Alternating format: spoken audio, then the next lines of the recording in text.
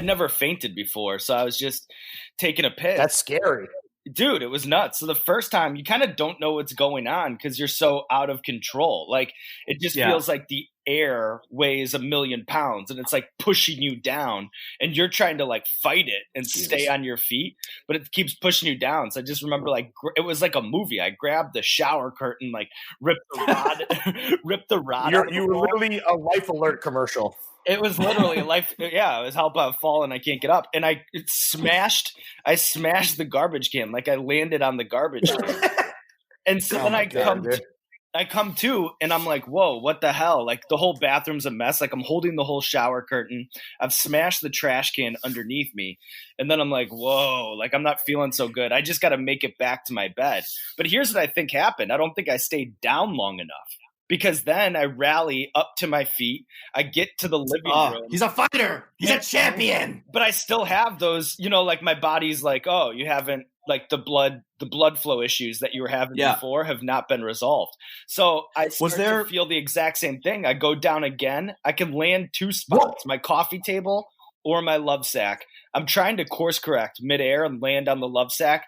Boom. Drill my chin on the coffee table, bust my shit open. No. I knocked over. I had a whole gallon of water on the coffee table. I knocked it over, so it's doing like a waterfall effect over my head, but like I'm a little out of it. But I remember just laughing on the ground because I was so helpless and I was just getting my fucking ass beat by nothing. Dude, by the God waterboarding yourself? Yeah, God posterized you, bro. Dude, multiple times. Like I was violently taken down twice in a matter of 5 minutes.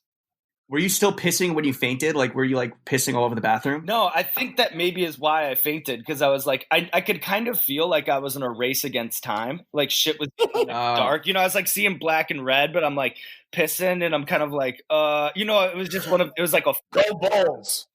So I was like, all right, I finished my piss, which I think was like I had to prioritize things, like either cut it off and like, it was a weird sort of juggling the moment situation that I had. So I finished the piss.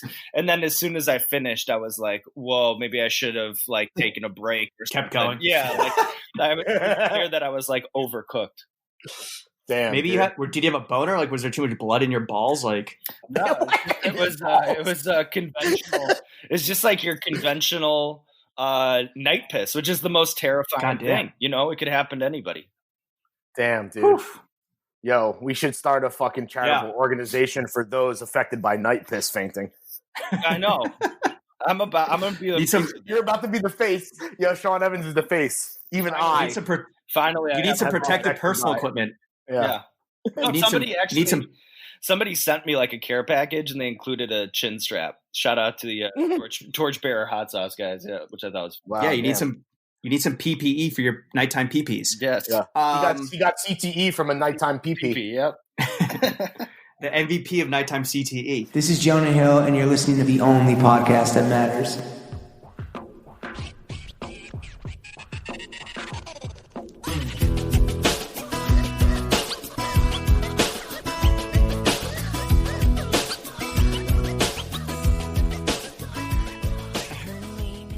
All right, Sean, I want to get into the meat and potatoes of this podcast. As you know, as you're fully aware, the 3 main subjects of this podcast, Throwing Fists, the only podcast that matters, are money, ching,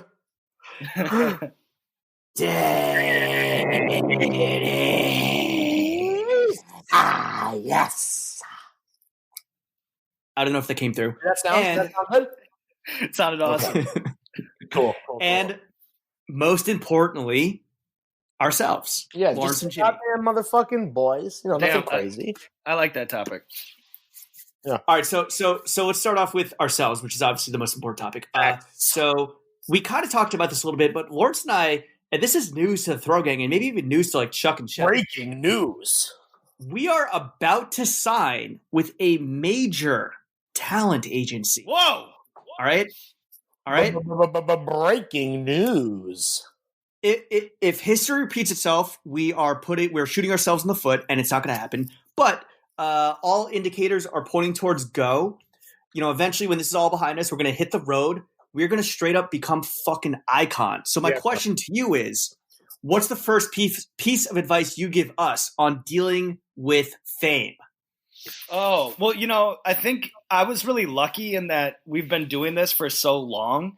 And then, so everything was like so incremental. Like I got like from the start of the show, like the first episode till now, I feel like I've become just like one notch more recognizable each week. And because it's been that like such a gradual incline, I haven't really noticed it being different. But there are like a couple things that like little precautions that I take now that I used to not at all. And one of the things is, do you now like wrap it up? Like, can you no longer like hit that strange raw? You got to be careful. You're like, that's hell good. Yes, that's good. That's good advice because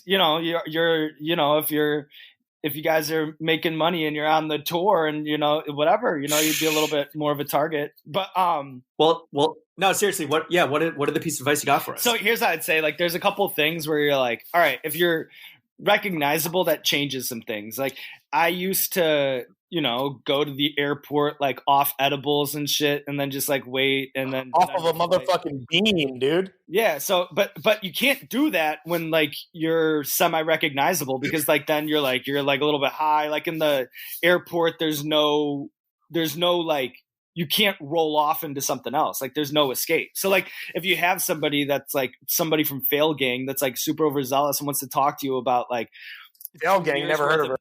Or I mean, what's the new squad? Throw Gang, Sean. Throw Gang. Are you off a bean right now, motherfucker?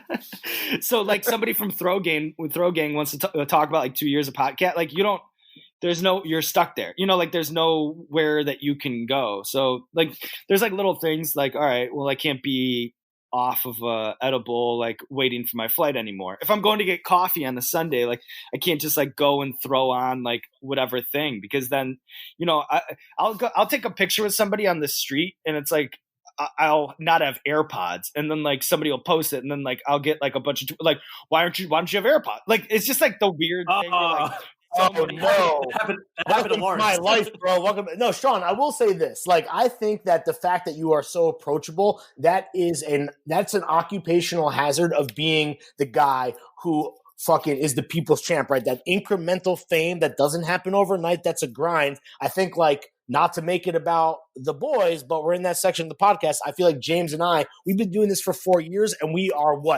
an eighth of as famous as you 10 years ago. Like, we get it, dude. You're not. It's not like it's the podcast is like it's in your earbuds, so it can make it like a little less recognizable. You guys both wear fucking sunglasses all the time, so if somebody's just walking by you on the street, maybe they don't. That's because so you're saying ironically we're the divas. No, ironically, that's because of the drugs.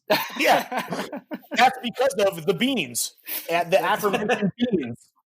That's smart. But there's just like some stuff like that where it's just that there's no off button necessarily. So there are like times where it's like, oh, you're like getting like I remember one of the worst like Lyft rides I ever had was like this guy who was like, he's like, oh my God, like Sean, what's up, dude? Like that. I remember like it started off. Oh no.